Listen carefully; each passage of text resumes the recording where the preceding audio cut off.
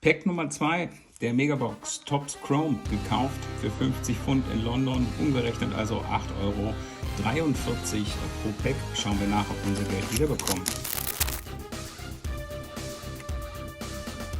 Ace, Butler, X-Factor, Mouse, X-Factor und ein Champ Bailey auf 150. Eine herrliche Washington-Karte. Dylan Laube und Tommy Eichenberg. Wenn ihr wissen wollt, was ein X-Factor ist und woran ihr erkennt, ich empfehle euch, meinen Kanal zu abonnieren und den Rookie Guide zu gucken. Viel Spaß, ciao!